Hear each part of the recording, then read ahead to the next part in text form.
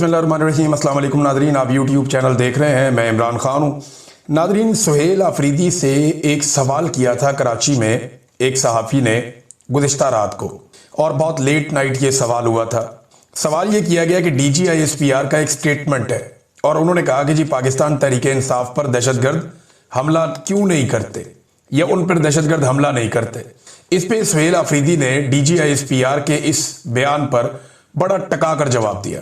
सुहेल आफरीदी ने कहा, जनाब के पाकिस्तान जब से बना है 1947 से लेकर 2025 तक, ये किसी भी सरकारी मुलाजिम का सबसे बड़ा झूठ है। यानी ये क्या चाहते हैं कि हमें दहशतगर्दों से मरवा दिया जाए। उन्होंने इसे एक नीच हरकत करार दिया। उन्होंने कहा कि हमें तो लगा था कि ये दहशतगर्दों से लड़ेंगे और दहशतगर्दों को खत्म करेंगे, लेकिन ये तो हमें उनके आगे फेंक रहे हैं। हमारे लोग शहीद भी हुए हैं, जख्मी भी हुए हैं, लगातार कुर्बानियां दे रहे हैं, हमारा बहुत नुकसान भी हुआ, लेकिन इसके बावजूद इस किस्म का तर्ज अमल। तो उन्होंने काफी मजम्मत की DGISPR के इस बयान की।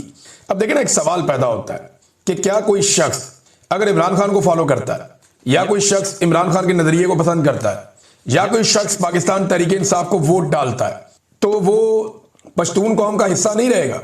सवाल है ना पूछने वाला कि क्या अगर कोई पश्तून पाकिस्तान तहरीक-ए-इंसाफ को ज्वाइन कर लेता है या उसकी हमायत करता है या उसे वोट डालता है, तो क्या वो पश्तून कौम का हिस्सा नहीं रहेगा? क्या वो पाकिस्तानी नहीं रहेगा? क्या उसका खून जो है वो बाकियों की तरह नहीं होगा? तो ये ख्वाहिश का इजहार क्यों किया गया कि मार दिया जाए पाकिस्तान तहरीक-ए-इंसाफ के लोगों को, और इनके ऊपर हमले क्यों नहीं होते? इनके ऊपर हमले होने चाहिए।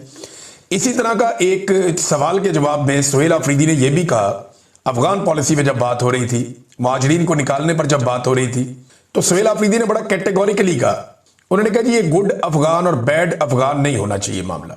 देखिए, पाकिस्तान के अंदर ना शुरू से एक प्रॉब्लम रहा, यही प्रॉब्लम पाकिस्तान से अमेरिका को भी था कि पाकिस्तान हमेशा डबल गेम करता रहा। ये पाकिस्तान की एजेंसियां, पाकिस्तान के इदारे हमेशा एक दोहरी गेम खेलते रहे। वो तालिबान के साथ लड़ाई में भी जाते थे और सेम टाइम में तालिबान के गिरोह इनके दोस्त भी होते थे। तो गुड तालिबान और बैड तालिबान के साथ मिलकर ये करते थे। गुड तालिबान वो थे जो इनके हामी थे और इनके दुश्मनों को मारते थे, या इनके मफादात के लिए काम करते थे, या इनके कहने पे किसी जगह पे जाकर बैठना है तो बैठ जाते थे। और बैड तालिबान वो थे जो इनकी बात नहीं मानते थे और इनके खिलाफ लड़ते थे। तो हमेशा से गुड तालिबान और बैड तालिबान रहे हैं।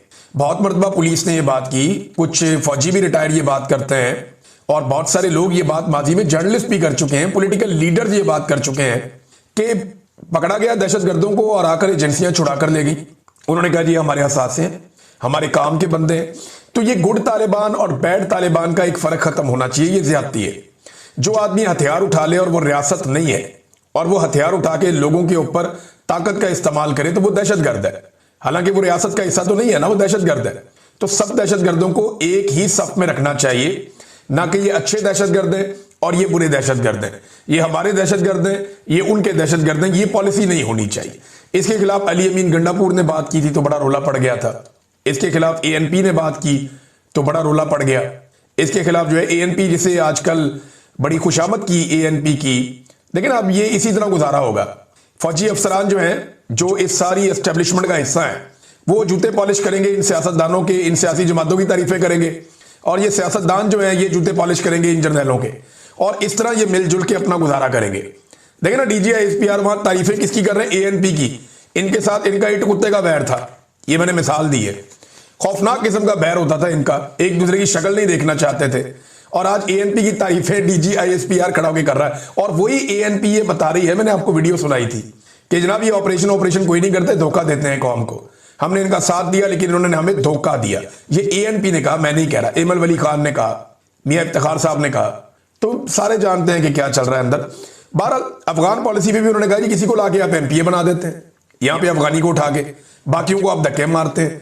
तो ये गुड अफगान और बैड अफगान की पॉलिसी भी नहीं होनी चाहिए। देखिए ना, ये जो घटिया पॉलिसियां हैं, इनकी वजह से पाकिस्तान को नुकसान पहुंचता है।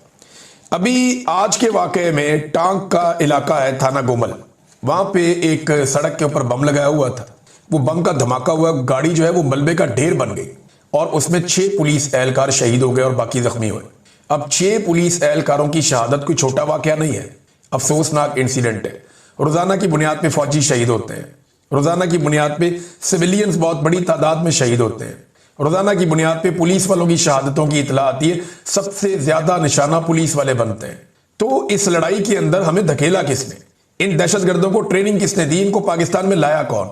लेकिन अब इतना खून बह रहा है, इतना कत्लेआम हो रहा है, कम से कम उन जर्नैलों को तो पूछे जो इन दहशतगर्दों को लेकर आए, जिन्होंने ये पॉलिसी बनाई और जो इनको रास्ता देते रहे थे, सेफ पैसेज इनको लेकर आए, लाकर पाकिस्तान में बसाया।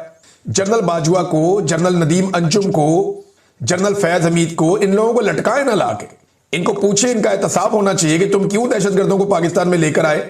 आज वो फौजियों का खून बहा रहे हैं, पुलिस वालों का खून बहा रहे हैं और बड़े पैमाने पर सिविलियन का खून बहा रहे हैं, बच्चे कत्ल हो रहे हैं। तो इस सारी सूरत हाल में क्या कभी किसी जर्नैल से पूछ होगी?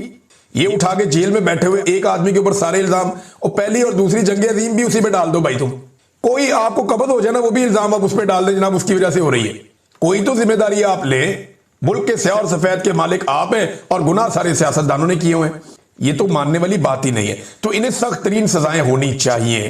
तो आज हुआ क्या, जब सुहेल अफरीदी साहब ने ये स्टेटमेंट दिया तो उसके बाद सुबह एक मीटिंग हुई और उस मीटिंग के अंदर जो है वो एक नई हिकमत अमली बनाई गई। आज दिन के वक्त एक मीटिंग हुई है पहले पहर में, और उसमें जनाब इदारे के लोग बैठे, उन्होंने एक नई हिकमत अमली बनाई और उन्होंने कहा जी कि कराची के अंदर एक तो बहुत तबाही फिर गई, लोग कैसे निकल आए इतनी बड़ी तादाद में, तो इसको भी जरा थोड़ा डाउन प्ले करना है। और मीडिया को सख्ती से मना किया गया कि कराची के मामलात पे पाकिस्तान तहरीके इंसाफ जितना भी जोर लगाए आपने डाउन प्ले करना, आपने उस तरफ नहीं जाना। एक तो ये हुक्म जारी किया गया। दूसरा एक और हुक्म जारी किया गया कि मीडिया अब अपने तौर पे हम कुछ नुकात दे रहे हैं, उनकी रोशनी में सुहेल अफरीदी के खिलाफ प्रोपेगेंडा करे। तो चंद पॉइंट्स बनाए गए और वो पॉइंटर्स बना के ऑफिसर्स के हवाले कर दिए गए और उन ऑफिसर्स ने उन पॉइंटर्स को वुज़रा को भेज दिया और साथ में भेज दिया मीडिया हाउसेस को। अब क्योंकि मैं तो मीडिया का आदमी हूं, उन्हें कोई चीज मौसूल होती है तो हमें पता चल जाता है कि मीडिया को आज ये चीज मिली है। तो जनाब हुआ ये कि पाकिस्तान का सारे का सारा मीडिया को, समा, एक्सप्रेस, जीएनएन, पता नहीं कौन कौन से 92 और पीटीवी और सारे एक ही वक्त में एक ही तरह की कवरेज शुरू कर दी उन्होंने। कोई धमाका नहीं हुआ, कोई इंसिडेंट नहीं हुआ। गुज़िश्ता रात को वज़ीर आला ने एक बयान दिया था, उस बयान का जवाब आप देखें ना, कैसी अजीब बात है। अचानक सारे के सारे चैनल्स के एडिटर्स बैठे हुए थे, सबके दिमागों में अचानक एक ख्याल आया, सबके दिमागों में जो ख्याल आया उन्होंने कागज पे लिखा एक जैसा, और सारे के सारे एडिटर ने एक ही टाइम में उस ख्याल को अपने टीवी पे चलाना शुरू कर दिया कि जनाब वज़ीर आला का बयानिया गलत है, वज़ीर आला ने ये बात गलत की है, हकीकत ये है, असल हकायक हम आपके सामने रखते। वो सारा का सारा मीडिया एक ही काम कर रहा है। ये पाकिस्तानियों को बेवकूफ समझते हैं आप? को पाकिस्तानी कोई रोटी को चोची तो नहीं कहते, यानी अजीबोगरीब हरकत कर रही है पाकिस्तान की एस्टेब्लिशमेंट भी। करवाना था तो एक आधे मीडिया से करवा लेते, दूरी देर बाद दूसरे से करवा लेते, रात को टॉक शो में एक आधे को और दे देते, तो आहिस्ता आहिस्ता आपका बयानिया, सारा मीडिया इकट्ठा ही पै जाओ। यानी ये कोई खबर ऐसी नहीं है कि कोई प्रेस कॉन्फ्रेंस करके किसी ने कोई बात की तो सबने चला दी, नहीं। ये ऐसी भी नहीं है कि कोई इंसिडेंट हो गया सबने रिपोर्ट कर दिया, नहीं। ये है एडिटोरियल। एडिटोरियल कहते हैं किसी भी इदारे की अपनी सोच, उसकी अपनी पॉलिसी जिसको वो आवाम तक पहुंचाता है। तो एक तज्जिया हो रहा है, एक ही दम सारे टीवी चैनल आते हैं, सारे टीवी चैनल एक ही तरह की कवरेज एक ही साथ शुरू कर देते हैं और एक ही ज्यादा तज्जिया तमाम टीवी चैनल पे हो रहा होता है। और कौम बेवकूफ है, कौम सोई हुई है, कौम को कुछ नहीं पता, लोगों को सब नजर आ रहा है। मीडिया की क्रेडिबिलिटी बढ़ गई है इन हरकतों की वजह से। आज मीडिया एक खबर अपनी मर्जी से नहीं दे सकता, उन्हें बताया जाता है कि आप अपने टीवी चैनल पे किसको बिठाएंगे और किसको नहीं बिठाएंगे। एनओसी जारी किया जाता है कि इस बंदे को एनओसी दिया और इसको नहीं दिया, ये बंदा काम कर सकता है, ये बंदा काम नहीं कर सकता। बहरहाल ये जनाब मीटिंग हुई और मीटिंग के बाद हिकमत अमली बना के अफसरान के हवाले की गई और फिर वुज़रा की ड्यूटियां लगी और एक ही साथ सारे मीडिया पर यही कुछ चलना शुरू हो गया जो आप देख रहे थे। यानी एक अफसर बताता है कि आपने क्या दिखाना है और क्या आपने नहीं दिखाना। मसला क्या है? मसला है सुहेल अफरीदी। सुहेल अफरीदी पाकिस्तान की एस्टेब्लिशमेंट का इस वक्त टारगेट है, वो उसे निशाना बनाना चाहते हैं पहले दिन से। शुरू में उन्हें यह लगा कि एक नौजवान है, इसको समझ नहीं आएगी, हम इसका रास्ता रोकेंगे, इसको डराएंगे। तो डीजीआईएसपीआर ने जाके पेशावर में प्रेस कॉन्फ्रेंस कर दी कि डर जाएगा, ये डरेगा, हमसे राब्ता करेगा, कोई ऑफ द रिकॉर्ड राब्ता हो जाएगा। फिर फौज के मुख्तलिफ अफसरान ने सुहेल अफरीदी के आसपास कुछ दोस्तों से राब्ते शुरू किए, कुछ सहाफियों से भी राब्ते किए गए कि इसकी कोई कमजोरियां हैं तो वो बताओ, इसके बारे में मैक्सिमम इंफॉर्मेशन हमें दो, हमारी इससे बातचीत तो करवाओ, ये इसको लेकर तो आओ, थोड़ा सा ट्रैक के ऊपर तो लेकर आओ भाई, ट्रैक पे आएगा तो बात बनेगी ना। वजीर आला बनना है ये आसान, इस किस्म की बातें की गई, लेकिन वो अपने ट्रैक के ऊपर रहा, वो इमरान खान के बनाए हुए ट्रैक पे चल रहा था, उसने बात नहीं सुनी। तो ये बार बार उस पर दबाव डालते रहे और अब तक ये उस पर दबाव ही डाल रहे हैं सुहेल अफरीदी पे। टारगेट इनका सुहेल अफरीदी है। इन्हें समझ आ गई है कि ये आदमी पाकिस्तान तहरीक इंसाफ को एक नई उम्मीद दे रहा है। एक तो जेल में बैठा हुआ इमरान खान काबू नहीं आ रहा, वो लोगों को नाउम्मीद होने ही नहीं देता, और दूसरा सुहेल अफरीदी की सूरत में एक नया खिलाड़ी आ गया है जो अवाम को वही उम्मीद दोबारा दे रहा है जो इमरान खान साहब देते हैं, और वो इमरान खान साहब की नुमाइंदगी भी कर रहा है। अब हो ये रहा है कि ये शख्स जो एक नौजवान है वो एस्टेब्लिशमेंट को पै दर पै शिकस्तें दे रहा है। हर गुजरते दिन के साथ उसकी तहरीक और उसका किरदार मकबूल हो रहे हैं। एस्टेब्लिशमेंट हर कीमत पर सुहेल अफरीदी को या तो काबू करेगी या उन्हें हटाने की कोशिश करेगी, लेकिन अभी तक बात बनी नहीं है क्योंकि सुहेल अफरीदी की कोई कमजोरी अब तक इनके हाथ लगी नहीं, और इसके लिए इन्होंने कोशिशें की हैं। मुझे कुछ दोस्तों ने बताया भी यार हमसे रब्ता करके फलां बंदा ये बात पूछ रहा था, फलां बंदा वो बात पूछ रहा था, भाई इनको क्या दिलचस्पी है इस मामले में। तो वो सबको पता है, ये हमेशा से ऐसे ही खेलते रहे हैं। अब एक फॉरेंसिक रिपोर्ट निकाल कर ले आए कि जनाब ये फॉरेंसिक रिपोर्ट है, इसकी बुनियाद पे हम इनको टांग देंगे। भाई सुहेल अफरीदी किसी और जगह पे है, वो खुद वीडियो डाल के बता रहा है कि मार्च में मैं इस जगह पे खड़ा हूं। वो वाली मार्च वाली तस्वीर उठा के किसी और जगह वाली तस्वीर उठा के 9 मई में पेशावर के खाते में डाल दी पकड़ के, अंदाजा करें आप। और बाद में फॉरेंसिक करवाने वगैरह जी बिल्कुल यही बंदा है, मुकदमे के अंदर भी इसका नाम नहीं है, अब उठा के बीच में डाल दिया क्योंकि वो वजीर आला बन गया, वो इनके गले की हड्डी बन गया।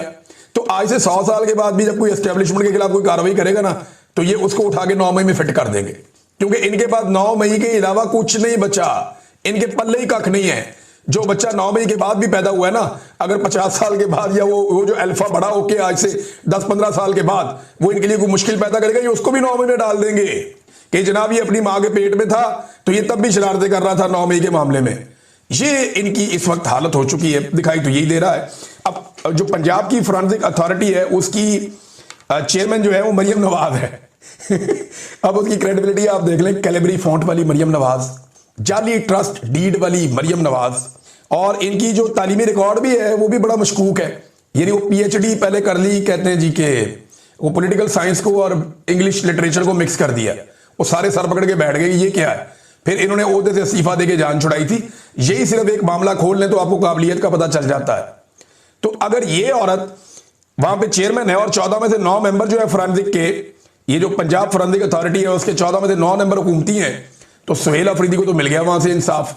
एक तो ये वैसे ही मशकूक है, दूसरा इन लोगों की तस्वीरें किसी और जगह से ली गई हैं और फिक्स किसी और जगह पे किया गया है, तो ये किसी अदालत ने मानना ही नहीं है। इंतहाई कमजोर मामला है और बयानिया बन भी नहीं पाया, सोशल मीडिया पे भी नहीं बन पाया, दबाव भी नहीं डाल पाए।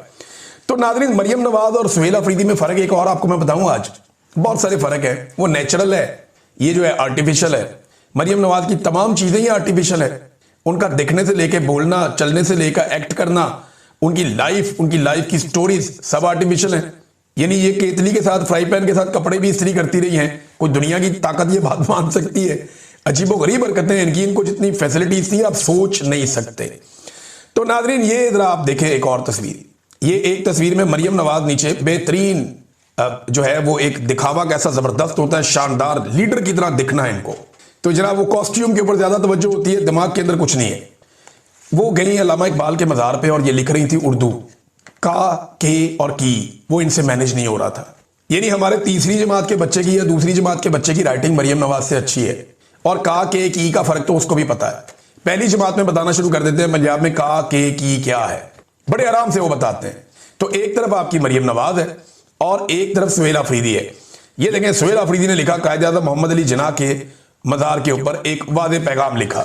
सुहेल अफरीदी ने अपना पैगाम अंग्रेजी में लिखा, और आप राइटिंग देख लें, अच्छी खासी राइटिंग है, और एक तरफ PhD है और एक तरफ पाकिस्तान से पढ़ा हुआ नौजवान है। तो भाई हमें तो अपनी काबिलियत पे फख्र होना चाहिए कि पाकिस्तान में तालीमी जो काबिलियत है वो बड़ी शानदार है लोगों की। मरियम नवाज ने पता नहीं कितों PhD किया है।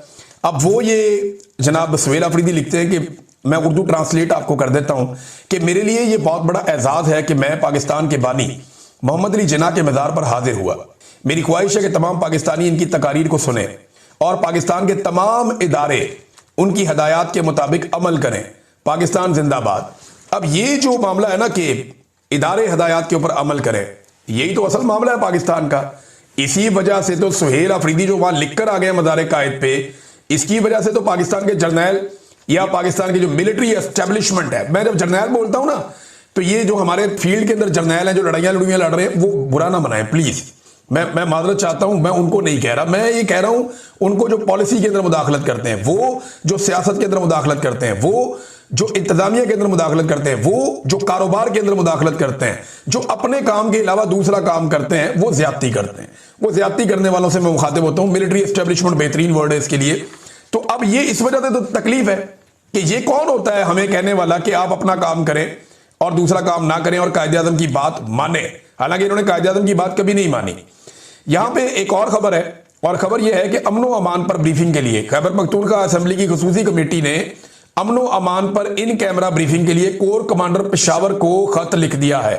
ये जनाब खत लिख दिया है इन्होंने कि जनाब आए और आकर हमें आप बताएं कि सिक्योरिटी के मामला क्या हैं, और हम आपको बताते हैं कि हमारे मामला क्या हैं, और आकर इन कैमरा ब्रीफिंग दें। हम इसको पब्लिक नहीं करेंगे, लेकिन कम से कम चीजें हमारे साथ आप अपनी शेयर करें, हम आपके साथ अपनी चीजें शेयर करें। और गालिबन इसके अंदर देखें ना, अब ये ब्रीफिंग होनी चाहिए। अवामी मुंतखब नुमाइंदे हैं ये हुकूमत है, और इसका ये हक है कि सरकारी ऑफिसर इन्हें आकर ब्रीफिंग दे। तो ये ब्रीफिंग होनी चाहिए।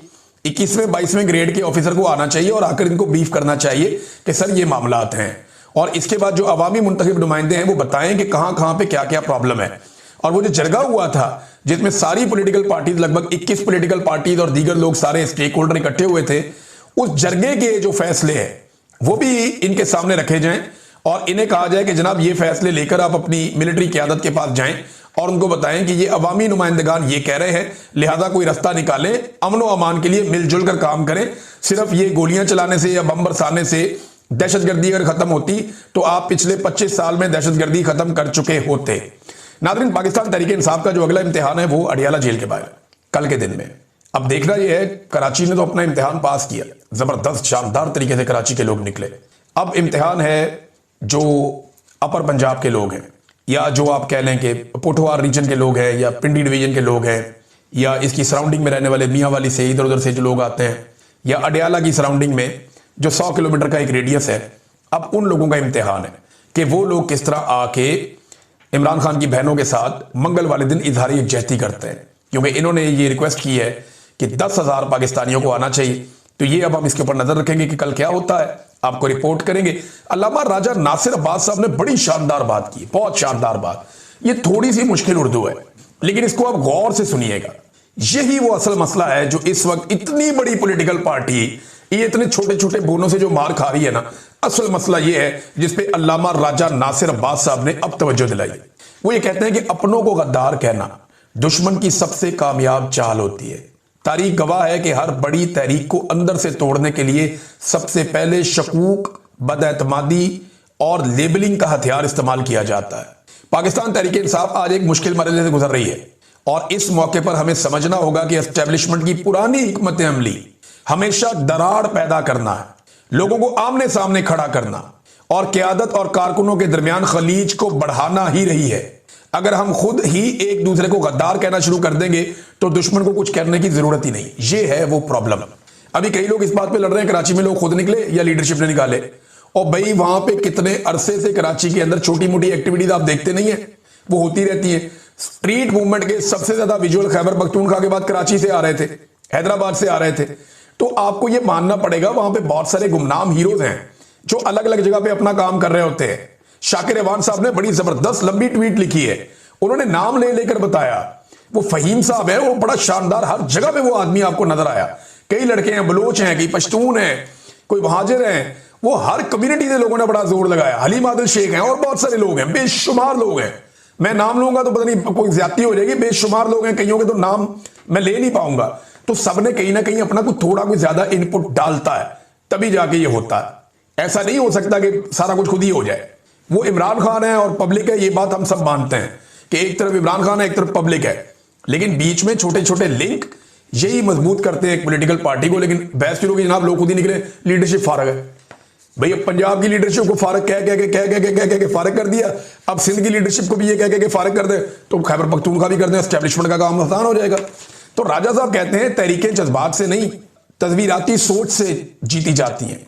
स्ट्रेटेजिक सोच ये सिखाती है कि दुश्मन को अंधाधुंध दुश्मन नहीं, बल्कि पहले अपना मुखालिफ बनाया जाए, फिर इसकी ताकत को न्यूट्रलाइज किया जाए, और जो न्यूट्रल हो उन्हें अपने बयानिए, इखलाक और रवैये से अपना बनाया जाए। इसके बरक्स अगर हम अपने ही लोगों को दीवार के साथ लगा दें, इख्तिलाफ राय को गद्दार बना दें,